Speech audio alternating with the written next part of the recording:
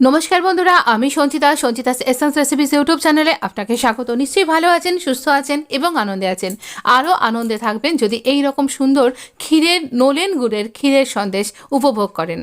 এই রকম ক্ষীরসা পাটিসাপটাতে যে স্টাফিংটা আমি ব্যবহার করেছিলাম সেটাই হচ্ছে এই নোলেন গুড়ের ক্ষীরের সন্দেশ। হ্যাঁ, ক্ষীরসা বলতে আমরা যেভাবে বুঝি যা যা কিছু দেয়া হয়, প্রপার ক্ষীরসা এটা নয়, এটা একেবারে খাঁটি নোলেন গুড়ের সন্দেশ। আপনার কাছে যদি একটু দুধ থাকে আর একটু গুড় থাকে, ব্যাস তাহলেই আপনি এত সুন্দর, এতটাই টেম্পটিং একটা সুন্দর সন্দেশ বানাতে পারবেন। এখানে কড়াইটা আমি প্রথমে এটা আয়রন কড়াই, আমি এটা খুব গরম করে নিয়ে তারপর এর মধ্যে একদম অল্প 2 চামচ মতন জল দিলাম এবং জলটা চারিদিকে ছড়িয়ে দিলাম যাতে আমার দুধটা না লেগে যায়। এই দুধটা 1 লিটার দুধ, ফুল ফ্যাট ক্রিম। আর এখানে এই দুধটাকে আমি আগে থেকে জাল দিয়ে রেখেছিলাম। তো ওই জাল দিয়ে ঠান্ডা করে রাখা এই দুধটা আমি এর মধ্যে দিয়ে দিলাম। এবারে আমাদের আর কিচ্ছু করতে হবে না, শুধু তলাটা নাড়াচাড়া করতে হবে আর দুধকে রিডিউস করতে হবে। দুধটা রিডিউস হতে হতে একেবারে কমে আসবে আর চারিদিকে যে দুধের সরটা লাগবে, মালাইটা লাগবে, সেটা স্ক্র্যাপ করে করে আমরা দুধের মধ্যে মেশাবো।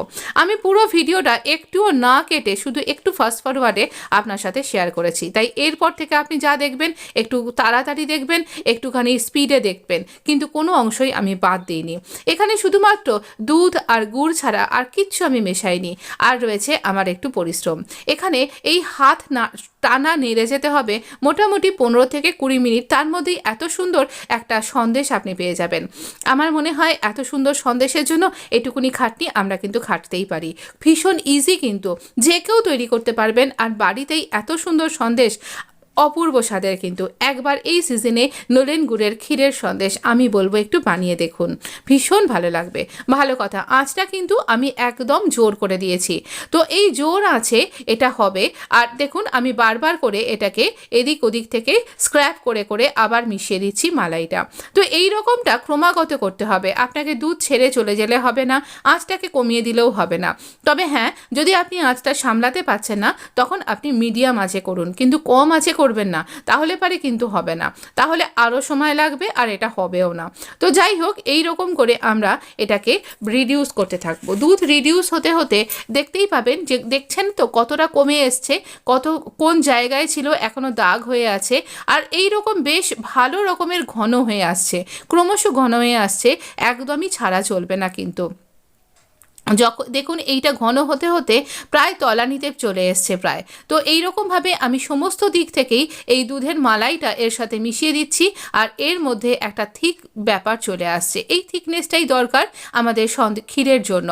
তো কিভাবে ক্ষীর, যদি আপনি গুড় ছাড়া করছেন, চিনি দিয়ে ব্যবহার করছেন বা চিনিও দিচ্ছেন না, তাহলে এইভাবেই কিন্তু খোয়া ক্ষীর তৈরি হয়। যারা হালুইকর হন, যারা মিষ্টির দোকানে কাজ করেন, তারা কিন্তু এইভাবেই মিষ্টির দোকানে খোয়া ক্ষীর এভাবেই তৈরি করেন। তো এই রকম করে আমরা কিন্তু এই দুধকে রিডিউস করছি আর স্ক্র্যাপ করে করে এইভাবে মিশিয়ে দিচ্ছি। দেখতেই পাচ্ছেন দুধটা কমে আসছে এবং ক্রমশ কমতেই থাকছে আর দুধের স্ট্রাকচারটা একদম ঘন একটা পদার্থে পরিণত হচ্ছে।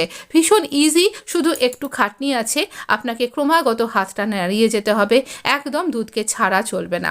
তো এইভাবে যখন বেশ অনেকখানি কমে আসছে, আপনি বুঝতে পাচ্ছেন যে একদম কড়াইয়ের একেবারে প্রায় শূন্যে নেমে এসছে এই রকম টাইপের, তো একদম তলানিতে চলে এসছে, সেই দুধটাও বেশ ঘন হয়ে যাচ্ছে, বেশ কড়াই থেকে ছেড়ে যাওয়া টাইপের অবস্থা হচ্ছে। সেই পর্যায়ে গিয়ে আমরা চিনি কিংবা গুড় ব্যবহার করব। যেহেতু নোলেন গুড়ের আমি এখানে ব্যবহার করছি, আমি নোলেন গুড়ের পাটালি আজকে ব্যবহার করেছি। দেখুন আমার এখানে বেশ সুন্দর ছেড়ে ছেড়ে এসছে, একদম দেখুন ক্রিমের মতন স্ট্রাকচার হয়ে এসছে। এই পর্যায়ে আমি গুড়টা দিয়ে দিলাম। তো এখানে খুব বেশি গুড় লাগবে না, আমি এখানে যেহেতু পাটালি গুড় ব্যবহার করেছি তাই বড় 2 চামচ আমি এখানে গুড় টুকরো করে নিয়ে ব্যবহার করেছি।